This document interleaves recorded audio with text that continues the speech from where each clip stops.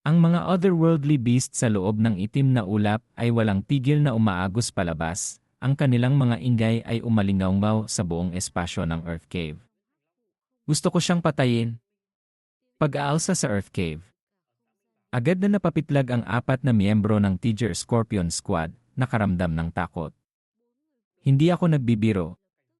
Siyempre, hindi sila lolokohin ng binata, kaya't agad nilang tinipon ang kanilang mga gamit at tumakbo.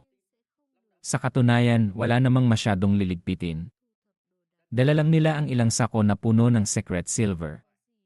Binuhat ng spirit power ng binata ang natitirang secret silver sa lupa at hinimok sila, bilisan na natin. Opo.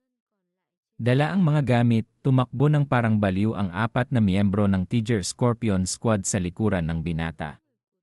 Pinakamabilis ang binata kaya siya ang nanguna, naglinis ng daan at gumabay sa grupo. Ang kanyang spirit power ay kumalat sa lahat ng direksyon, inoobserbahan ang galaw ng mga otherworldly beast sa Earth Cave. Natuklasan niyang medyo o ang kanyang pag-aalala dahil sa sandaling ito, ang mga otherworldly beast sa bawat palapag ng Earth Cave ay nagsisimula ng mag-alsa. Ang mga martial artist na nagsasanay sa loob ng Earth Cave ay maaga nang nakapansin na may mali at nagtakbuhan palabas. Napakalawak ng sakop ng spirit power ng binata. Mula sa kanyang anggulo, makikita niya ang hindi mabilang na otherworldly beasts mula sa lahat ng direksyon na papalapit sa kanila. Gayunpaman, ang antas ng mga otherworldly beast mula sa ika-30 palapag pataas ay hindi mataas. Bagamat napakarami nila, hindi ito pinansin ng binata. Bahagyang gumalaw ang anyo ng binata, ang kanyang napakalaking spirit power ay biglang kumalat. Boom! Isang hindi nakikitang bagyo ang nabuo sa hangin. Sa isang tingin lang ng binata, isang grupo ng otherworldly beasts ang sunod-sunod na tumalsik at sumabog, namatay. Ang daan sa harapan ay agad niyang nalinis. Nagbili ng binata, huwag ninyong pansinin ang anuman, basta't sumunod lang kayo sa akin ng malapitan. Ang Tiger Scorpion Squad ay matagal ng lubos na naniniwala sa lakas ng binata. Ano man ang sabihin niya, susundin nila. Agad silang tumahimik at nakatuon sa pagsunod sa mga yapak ng binata, sumugod pauna. Makalipas ang ilang sandali, nakalabas na sila sa ibabaw ng lupa, kasama ang 3 malalaking sako na puno ng secret silver. Habang umuubo pa ang dalaga dahil sa makapal na alikabok sa paligid, ngumisi ang binata. Sa wakas, nakabalik na sa ibabaw. Pagtingin pababa sa malaking hukay na may libu-libong pulang mata ng mga otherworldly beast na tila gustong silang lapain ng buhay, nakaramdam ng swerte ang dalaga. Wow! Mabuti na lang hindi sila makaakyat. Lubhang mausisa ang dalaga. Ano po ba talaga ang ginawa ninyo? Napakamot siya ng ulo, hindi maintindihan. Paano niyo po nagawa ang ganito kalaking kaguluhan? Mabuti na lang at napakaraming otherworldly beast ang nagsisiksikan palabas kaya naapektuhan ang bilis ng kanilang paggalaw, kaya hindi nila tayo naabutan. Kung hindi ko maisip kung gaano katakot ang eksenang iyon. Aamin ba ang binata na siya ang nanggulo? Kaya nagkunwari siyang sumagot, wala yon. Huwag mong intindihin. Dalhin muna natin ang mga gamit pabalik sa military region. Ang 3 lalaki ng Tiger Scorpion Squad ay pasan ang 3 malalaking sako ng secret silver. Hindi nila naramdaman ang bigat, sa halip, napakasaya nila, hindi mapigil ang tawa. Sabay-sabay silang sumagot, opo. Masaya ring ngumiti ang dalaga hanggang sa halos pumikit ang mga mata, sumusunod sa sinabi ng binata. Habang nagsisimula ng kumilos ang lahat, tumayo ang binata sa tabi ng Earth Cave at tumingin pababa. Ang kanang kamay niya ay kumuyom sa hangin, na parang hawak niya ang buong lamat ng Earth Cave sa kanyang kamay, at nagpa siya. Mapaglaruan ng isang insekto kung ako man, magagalit din ako ng husto. Hintayin mo ang araw na ang insektong dating naglaro sa iyo ay gumapang pabalik sa harap mo at biglang bibigyan ka ng isang malakas na uppercut marahil mas lalo ka pang magagalit. Hindi nagtagal, nakabalik na ang binata at ang Tiger Scorpion Squad sa Eastern Military Region Headquarters. Pagkakita sa napakalaki at napakaraming secret silver, Ang mga tao roon ay labis na nainggit, napahawak sa kanilang mga ulo at napabulalas na kupo. Ang Tiger Scorpion Squad, napakaswerte nyo. Sa ganito kaigsing panahon sa ilalim ng lupa, nakahanap kayo ng minahan ng secret silver. Hindi lang marami, mataas pa ang kadalisayan. Yumaman na talaga. Ang mga taong may hawak ng malalaking piraso ng secret silver ay inilapit ito sa kanilang mga mata para tingnan ng malinaw. May ilan pang gumamit ng magnifying glass para suriin ito ng maigi. Sa mga mata ng lahat, makikita ang matinding pagnanasa. Ang tatlong lalaki ng Tiger Scorpion Squad ay nakaramdam ng pagmamalaki. Nag-pose silang tatlo ng astig at tumawa ng malakas. Sa gitna ng karamihan, isang mapanuring tao ang nakapansin, hindi lang iyan simpleng swerte. Hindi mo ba napansin? Ang plaka ng sasakyan na nanguna kanina. 82 iyon. Sasakyan iyon ng isang mataas na ranggong upper general. Ang katabi nito ay nagulat nang marinig ito. Ha? Ano? Ang dalawa pang nasa likod ay pinagpawisan din ng malamig. Huwag mong sabihing ang binatang estranghero kanina ay isang mataas na ranggong upper general. Lumabas ang hindi makapaniwalang ekspresyon sa mukha ng lahat ng miyembro ng Red Snail Squad. Kinumpirma ng kanilang pinuno nga. Nagkamali tayong lahat ng tingin. Isa siyang tunay na big shot. Kung makakakapit din ako sa ganoong kalaking hita, makakalipad din ako agad. Naisip pa lang ito ng pinuno, nakaramdam na siya ng matinding tuwa. Hindi niya mapigilan ang kanyang emosyon, nagsimulang tumulo ang kanyang luha at sipon. Nakangiting nagkomento ang kalbong kasama ng Tiger Scorpion Squad, bagamat sa panlabas, ang Lord ay isang great general na may 12 star power, ang 12 stars na iyon ay hindi ang kanyang buong lakas. Sa tingin ko, baka higit pa sa 2 star ang agwat. Puno ng pagsamba ang mukha ng kalbong kasama.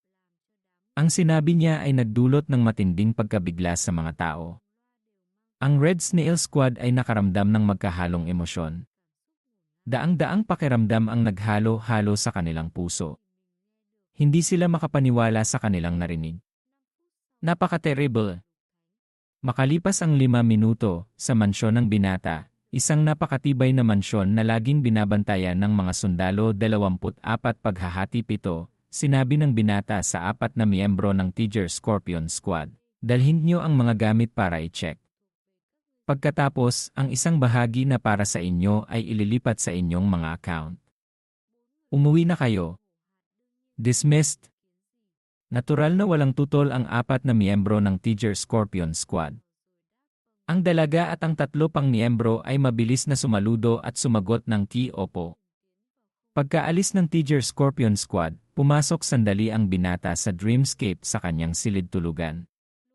Pagpasok sa Dreamscape, direktang binuksan ng binata ang optical brain, nagsimulang maghanap ng impormasyon tungkol sa consciousness fluctuations sa ilalim ng Earth Cave mula sa Fire Seed Resource Library. Tignan natin kung ano ang nasa loob ng abyss na yon at kung ano ang halimaw sa kaloob-looban nito. Pinili ng binata ang data tungkol sa mga kuweba. Ang kategoryang ito ay may babala ng panganib sa itaas. Makalipas ang ilang sandali, nahimasmasan ang binata at huminga ng malalim dahil nahanap na niya ang sagot na gusto niya. Kaya pala, konektado pala iyon sa second battlefield. Ang abyss, ayon sa paliwanag ng Fire Seed Resource Library, ay isang spatial crack na nabuo dahil sa pagpapatong at pagbangga ng dalawang mundo. Iba-iba ang mga abyss na ito. Ang mga spatial crack na ito ay may malaki, may maliit, may makapal, may manipis. Kung sapat ang kapal ng spatial crack, mabubuo sa loob nito ang isang kulay abong zona, gray zone. Ang kulay abong zonang ito ay sapat na para makapasok ang mga top-level powerhouses ng Otherworld. Ito nga ang tinutukoy sa data na second battlefield. Tulad ng sinabi sa data, magkaiba ang antas ng dalawang mundo, kaya't magkaiba rin ang oras at espasyo. Maaaring kabilang pa sila sa dalawang magkaibang universo o nasa magkaibang dimensyon. Dahil sa ilang hindi maipaliwanag na dahilan, hindi inaasahang nagkaroon sila ng pagpapatong at pagbangga.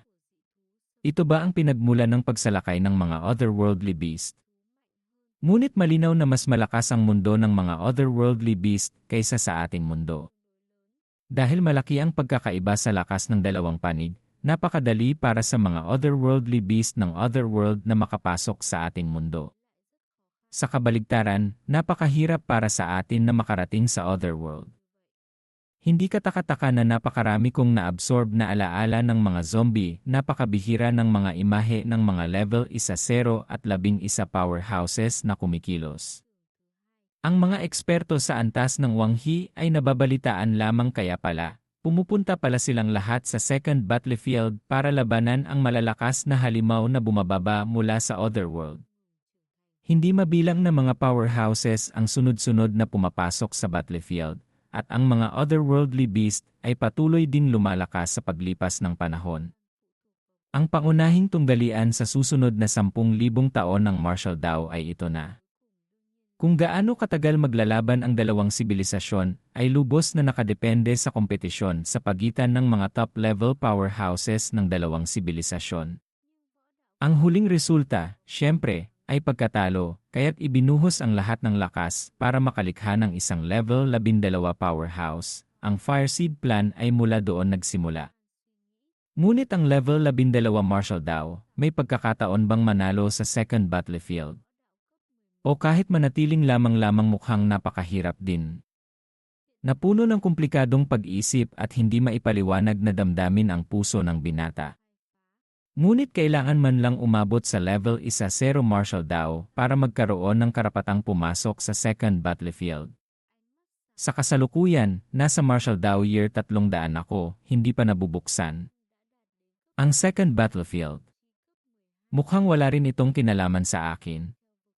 Biglang sumigla ang buong katawan ng binata, nagningning ang kanyang mga mata. Hindi. Kung sa martial Dao year 300 ay umabot na ako sa level 11 o kahit level 12, maaari ba akong direktang dumaan sa abyss at patayin ang bawat isang top-level powerhouse ng otherworld? Sa isang iglap, nakabuo na ng layunin ang binata sa kanyang puso. Ang kulay abong kompas sa kanyang isip ay biglang bahagyang nanginig. Ang buong kompas ay biglang lumaki ng isang antas at naging mas solid, mas misteryoso, at mas malalim. Ang pinagmumulan ng lakas ng binata ay sumabog ng malakas, tumama sa kalangitan. Ang martial will ng binata ay lalong lumakas, nag-aapoy ang buong katawan niya. Nagtatakang nagtanong sa sarili ang binata, dahil ba ito sa naging ganap ng malinaw ang aking layunin? Parang may napagtanto ang binata bagamat hindi inaasahan, hindi siya masyadong nagulat. Dati, bagamat medyo nag-aalangan niyang tinanggap ang pasanin bilang tagapagligtas, alam lang niya na kailangan niyang lumakas para mailigtas ang hinaharap ng martial Dao civilization at ng sangkatauhan. Ngunit hindi rin masyadong malinaw sa binata kung ano ba talaga ang dapat gawin kapag lumakas na siya, paano ang mga hakbang para tunay na malutas ang sakunang ito. Ngunit ngayon malinaw na sa kanya. Mukhang posible ang ideyang ito. Kailangan kong magmadali umakyat sa level 12, pumasok sa second battlefield, pumatay hanggang sa otherworld, at lutasin ang sakunang ito mula sa ugat. Kumulimlim ang mukha ng binata, naging malamig ang kanyang mga mata, determinado siyang hindi hayaang tumagal ang digmaan hanggang 10,000 taon. Sa kanyang mga matang may asul na liwanag, tinapos ng binata ang usapin, ang krisis ng sibilisasyon ay direktang wawakasan ng aking mga kamay sa martial Dao year 300.